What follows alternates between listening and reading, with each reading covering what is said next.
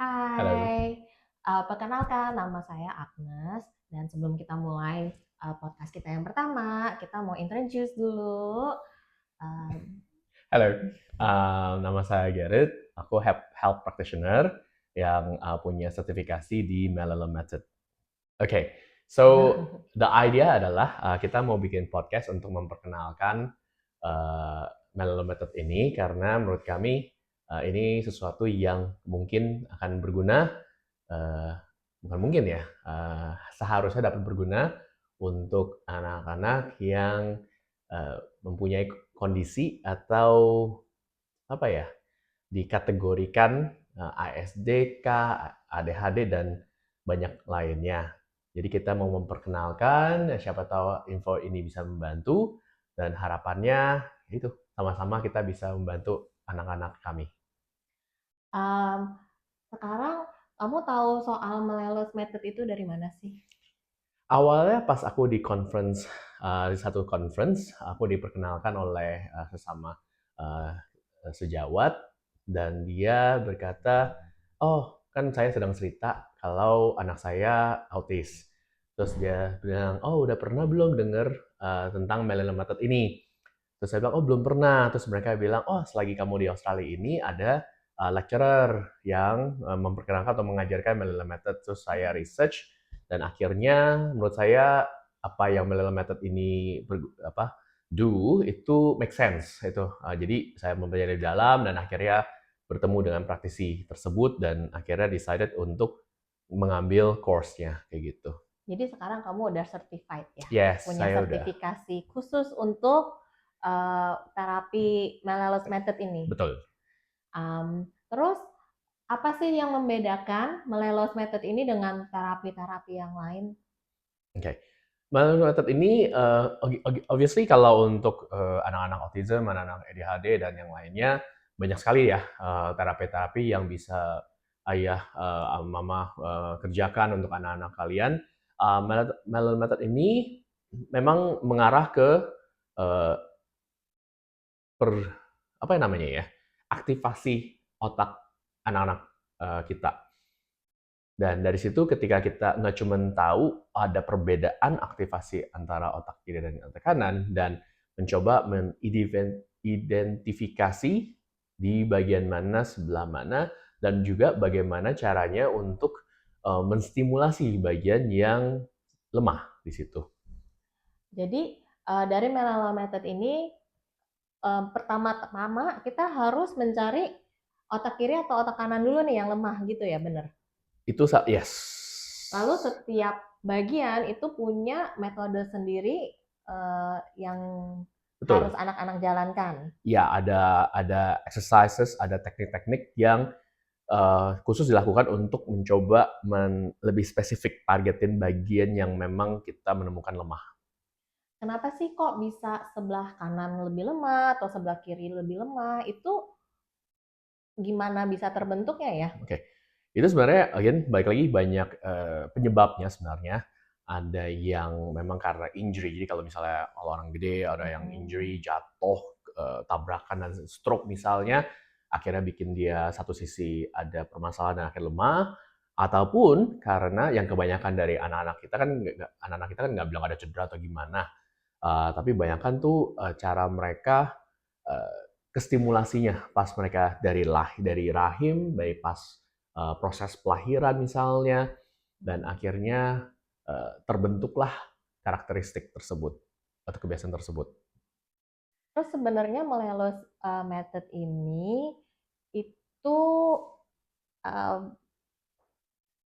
mendefinisikan anak-anak autistik lah, ADHD lah itu tuh um, seperti apa sih? Kan kalau banyak Oke. nih yang kayak uh, di luar sana, oh anaknya autis karena keturunan gitu, atau Mhm. oh karena vaksin lah gitu kan, Mhm. oh atau karena ada pengaruh waktu masih kecil misalkan sakit apa gitu. Yap, yap, yap. Kalau dari kacamata dokter Melelos ini apa ya? Oke, jadi memang bukan langsung keturunan, dia nggak ada DNA yang menyatakan, oh ya ini autis lah, lebih bahkan autis dan segala macam, lebih mengarah ke memang kadang ada pengaruh dari orang tua. Ya kalau orang tuanya mungkin misalnya Agnes dan saya, kita dua-duanya left brain banget, jadi otak kiri banget, yang analytical, yang very strict kayak gitu-gitu. Terus kalau kita punya anak, ada kemungkinan di mana trait-nya sang istri, trait-nya sang ayah membuat trait si anak tuh lebih dominan di situ. Kayak gitu. Dan apalagi kalau misalnya ada stimulus pas dia udah lahir dan dia membesar, ada stimulus-stimulus lain yang kontroversi, misalnya vaksin kah, makanan kah, kebiasaan kah, pemakaian gadget dan sebagainya, semuanya itu ada kemungkinan di mana dia menstimulasi bagian yang sudah terlalu kuat dan semakin kuat gitu loh. Dan biasanya bagian otak kita kalau yang udah semakin kuat, akhirnya antagonisnya, yang kebalikannya bakal disupres, bakal semakin lemah jadinya. Gitu. Jadi ini balik lagi questionnya apa jadinya? Kayaknya udah ngelantur. Um, Kalau Bellon Method ini sebenarnya kita kita nggak bisa diagnose. Jadi kita nggak bilang, oh ya setelah kita tes, oh ini autis atau ini ADHD. Kita tidak mengkategorikannya. Yang kategorikan mau ke dokter anak, tumbuh kembang anak kalau di Indonesia, psikolog ya. So kita ngambil dari situ, dan sebenarnya pas anak datang, aku nggak bilang, oh kalau anak ADHD kita treatment kayak gini. Memang ada background-nya yang mungkin saya dapat informasi tersebut, tapi baik lagi, mau anak ADHD, anak autis, anak normal pun ketika Garrett tes, ada series of test yang pasti saya lakukan, dan dari treatment-nya bakal berdasarkan apa yang hasil tes tersebut, kayak gitu. Oke. Nah, kalau kita ngomongin otak kiri dan otak kanan, sebenarnya eh, perbedaan untuk yang autis, yang ADHD itu di otak kiri, otak kanannya itu tuh berbedakah atau sama tapi ada beberapa section doang gitu yang beda ya? Ya. Atau gimana nih? Jadi gini, kalau secara fisik, kalau kita lihat misalnya kita scan MRI, secara fisik nggak ada bedanya, oke? Nggak ada bedanya, besar kecilnya otak pun harusnya nggak ada bedanya, oke? Ini walaupun kita compare dengan anak-anak yang tipikal. Yes, anak-anak yang normal, tipikal, maupun anak itu secara fisik sama seringkali. Nah, tapi kalau dilakukan tes QEEG biasanya, jadi dia biasa pasang sensor dan melihat aktivasi otak tersebut ketika si anak pakai alat itu lalu distimulasi dengan berbagai macam perkataan, sound dan segala macamnya, reaksi otaknya itu seringkali ada pattern yang berbeda di situ. Oke, dan itu kita bisa lihat melalui QEEG ini ya. Biasanya dari QEEG yang bakal biasa kelihatan di situ.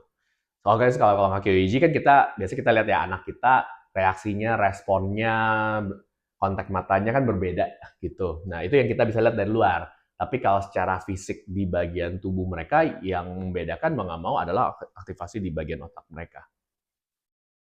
Terus apalagi ya yang kita bisa sharing gitu tentang Melelos Method ini sebagai intro aja gitu kan untuk yang pertama ini, karena nanti kalau enggak bisa kemana-mana nih makin panjang gitu. Soalnya I think di Indonesia sendiri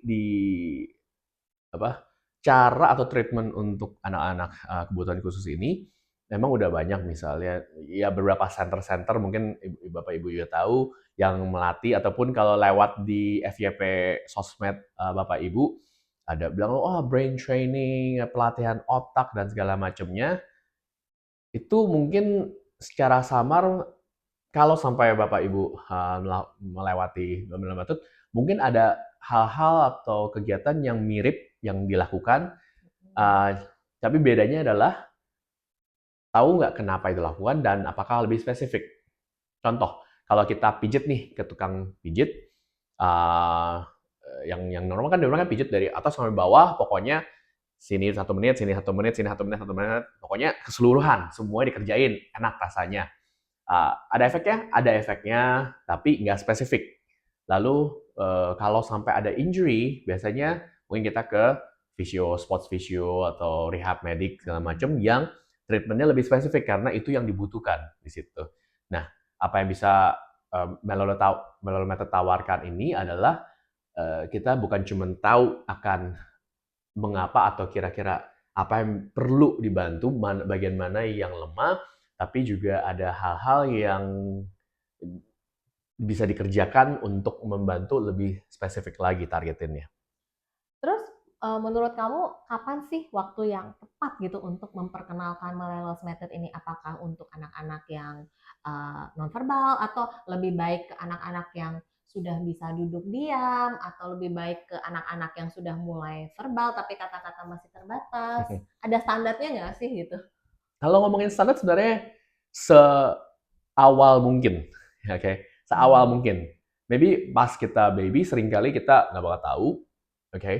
Tapi pas development baby itulah yang nanti mungkin di podcast berikutnya kita akan membahas tentang primitive reflex. Primitive reflex itu dalam 2 tahun pertama dari kehidupan sang bayi itu ada refleks-refleks yang harusnya ada dan harusnya nanti lama-lama integrated di situ. Nah, kalau dalam perkembangan bayi tersebut dan refleks tersebut tetap ada, biarpun yang seharusnya sudah integrated, dan ada perkembangan yang kurang baik.